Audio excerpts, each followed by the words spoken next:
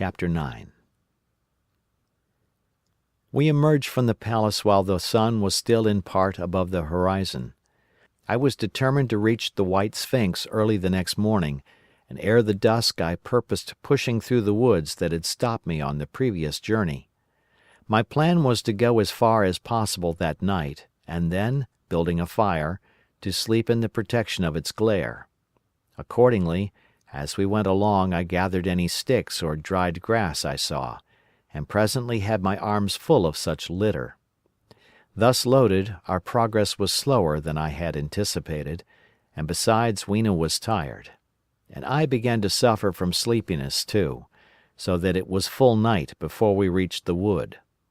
Upon the shrubby hill of its edge, Weena would have stopped, fearing the darkness before us, but a singular sense of impending calamity, that should indeed have served me as a warning, drove me onward.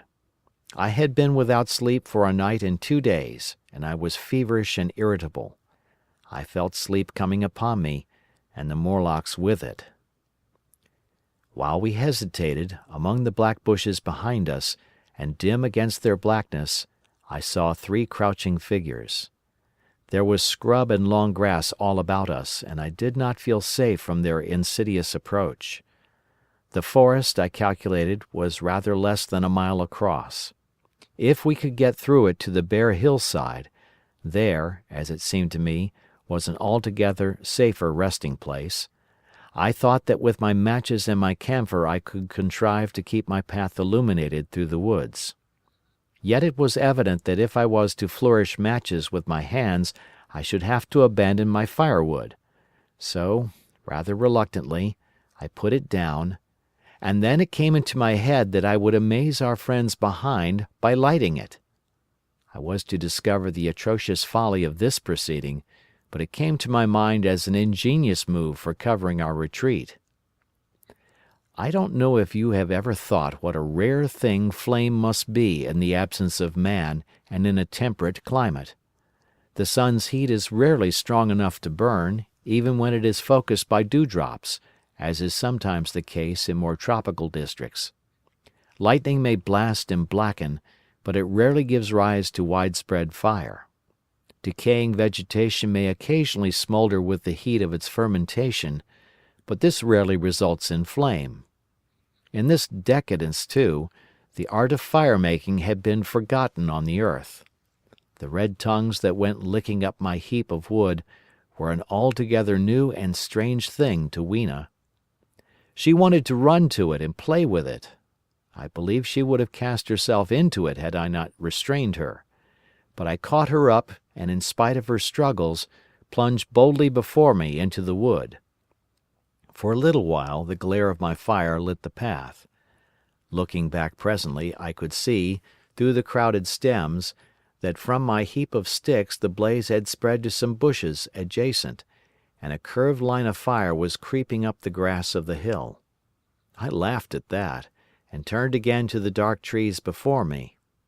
It was very black, and Weena clung to me convulsively, but there was still, as my eyes grew accustomed to the darkness, sufficient light for me to avoid the stems. Overhead it was simply black, except where a gap of remote blue sky shone down upon us here and there. I struck none of my matches because I had no hand free. Upon my left arm I carried my little one, in my right hand I had my iron bar. For some way I heard nothing but the crackling twigs under my feet, the faint rustle of the breeze above, and my own breathing and the throb of the blood vessels in my ears. Then I seemed to know of a pattering about me. I pushed on grimly. The pattering grew more distinct, and then I caught the same queer sound and voices I had heard in the underworld. There were evidently several of the Morlocks, and they were closing in upon me. Indeed, in another minute I felt a tug at my coat, then something at my arm, and Weena shivered violently and became quite still. It was time for a match, but to get one I must put her down. I did so, and as I fumbled with my pocket a struggle began in the darkness about my knees, perfectly silent on her part and with the same peculiar cooing sounds from the Morlocks. Soft little hands, too, were creeping over my coat and back, touching even my neck. Then the match scratched and fizzed. I held it flaring and saw the white backs of the Morlocks in flight amid the trees. I hastily took a lump of camphor from my pocket and prepared to light it as soon as the match should wane. Then I looked at Weena. She was lying clutching my feet and quite motionless, with her face to the ground. With a sudden fright I stooped to her. She seemed scarcely to breathe. I lit the block of camphor and flung it to the ground, and as it split and flared up and drove back the Morlocks and the shadows, I knelt down and lifted her. The wood behind seemed full of the stir and murmur of a great company. She seemed to have fainted. I put her carefully upon my shoulder and rose to push on, and then there came a horrible realization. In maneuvering with my matches and Weena, I had turned myself about several times, and now I had not the faintest idea in what direction lay my path. For all I knew, I might be facing back towards the Palace of Green Porcelain. I found myself in a cold sweat. I had to think rapidly what to do. I determined to build a fire and encamp where we were. I put Weena, still motionless, down upon a turfy bole, and very hastily as my first lump of camphor waned, I began collecting sticks and leaves. Here and there out of the darkness round me, the Morlock's eyes shone like carbuncles. The camphor flickered and went out. I lit a match, and as I did so, two white forms that had been approaching Weena dashed hastily away. One was so blinded by the light that he came straight for me, and I felt his bones grind under the blow of my fist. He gave a whoop of dismay, staggered a little way, and fell down. I lit another piece of camphor and went on gathering my bonfire. Presently I noticed how dry was some of the foliage above me, for since my arrival on the time machine, a matter of a week, no rain had fallen. So, instead of casting about among the trees for fallen twigs, I began leaping up and dragging down branches. Very soon I had a choking, smoky fire of green wood and dry sticks, and could economize my camphor. Then I turned to where Weena lay beside my iron mace. I tried what I could to revive her, but she lay like one dead. I could not even satisfy myself whether or not she breathed. Now, the smoke of the fire beat over towards me, and it must have made me heavy of a sudden. Moreover, the vapour of camphor was in the air. My fire would not need replenishing for an hour or so. I felt very weary after my exertion, and sat down. The wood, too, was full of a slumberous murmur that I did not understand. I seemed just to nod and open my eyes. But all was dark, and the Morlocks had their hands upon me. Flinging off their clinging fingers, I hastily felt in my pocket for the matchbox, and it had gone. Then they gripped and closed with me again. In a moment I knew what had happened. I had slept, and my fire had gone out, and the bitterness of death came over my soul. The forest seemed full of the smell of burning wood.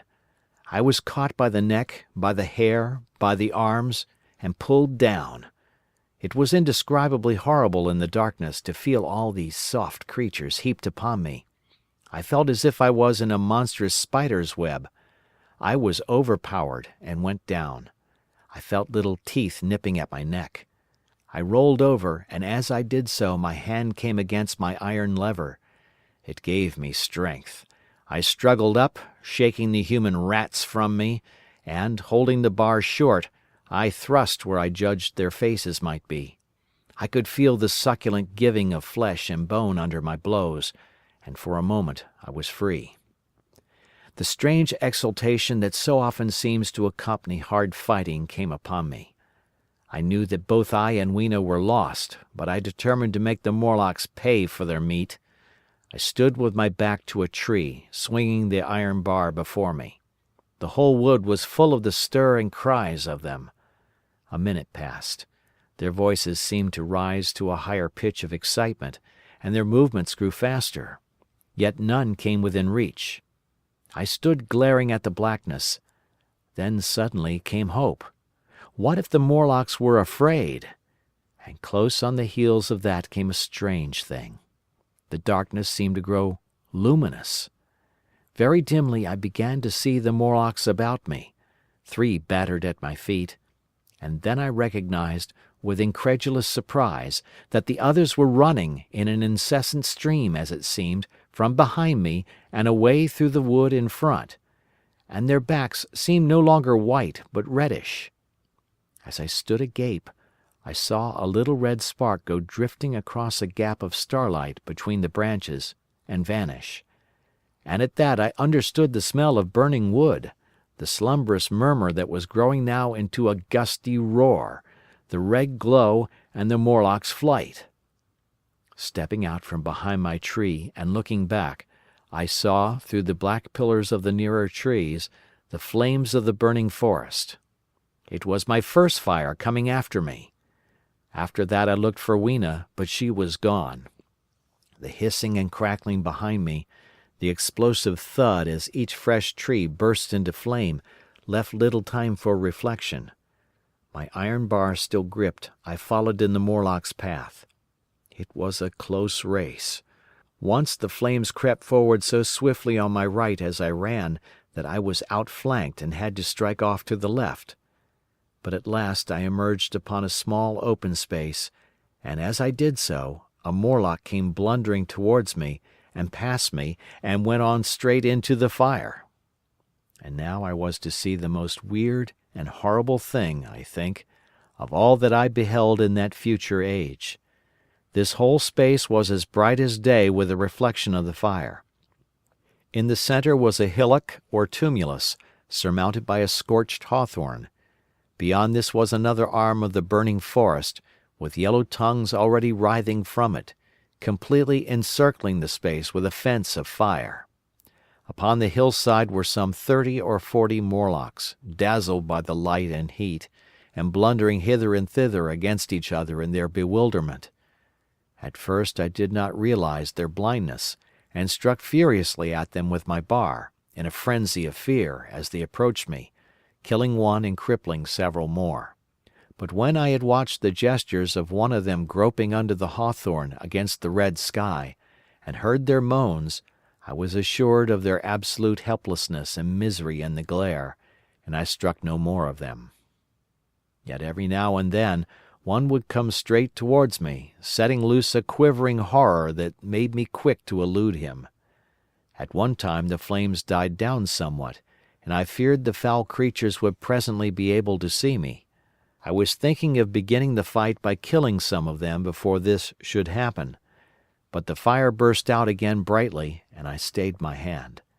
I walked about the hill among them and avoided them, looking for some trace of Weena.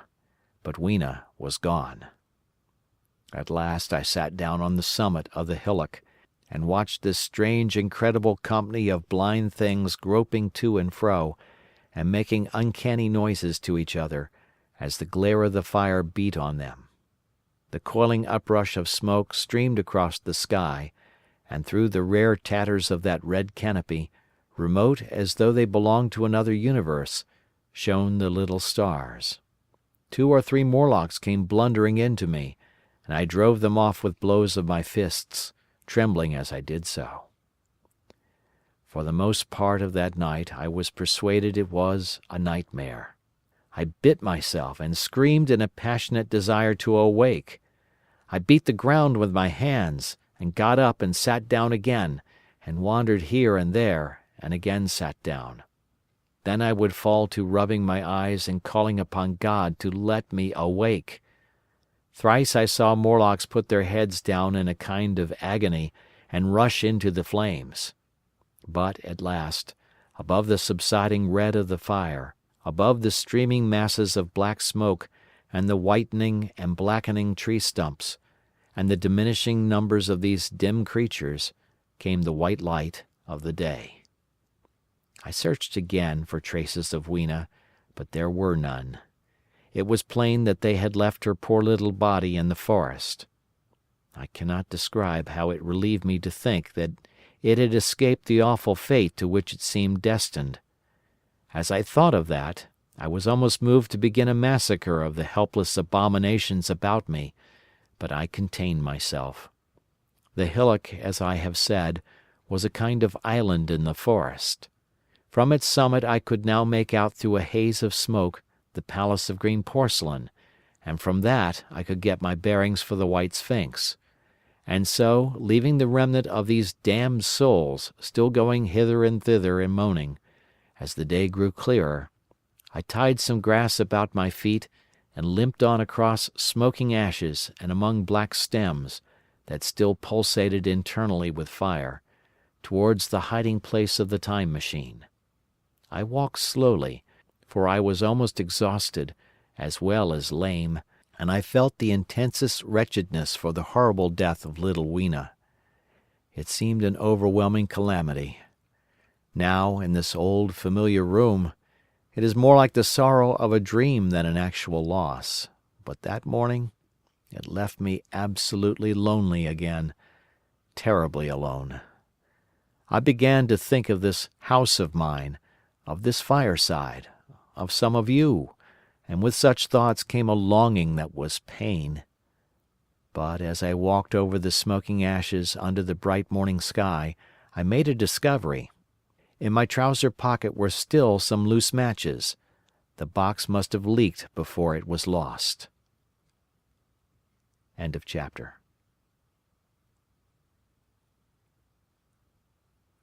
There, as it seemed to me, was an altogether safer resting place. I thought that with my matches and my camphor I could contrive to keep my path illuminated through the woods. Yet it was evident that if I was to flourish matches with my hands I should have to abandon my firewood. So, rather reluctantly, I put it down, and then it came into my head that I would amaze our friends behind by lighting it. I was to discover the atrocious folly of this proceeding, but presently had my arms full of such litter. Thus loaded, our progress was slower than I had anticipated, and besides Weena was tired. And I began to suffer from sleepiness too, so that it was full night before we reached the wood. Upon the shrubby hill of its edge, Weena would have stopped, fearing the darkness before us, but a singular sense of impending calamity, that should indeed have served me as a warning, drove me onward. I had been without sleep for a night and 2 days, and I was feverish and irritable. I felt sleep coming upon me, and the Morlocks with it. While we hesitated, among the black bushes behind us, and dim against their blackness, I saw 3 crouching figures. There was scrub and long grass all about us, and I did not feel safe from their insidious approach. The forest, I calculated, was rather less than a mile across. If we could get through it to the bare hillside, it came to my mind as an ingenious move for covering our retreat. I don't know if you have ever thought what a rare thing flame must be in the absence of man and in a temperate climate. The sun's heat is rarely strong enough to burn, even when it is focused by dewdrops, as is sometimes the case in more tropical districts.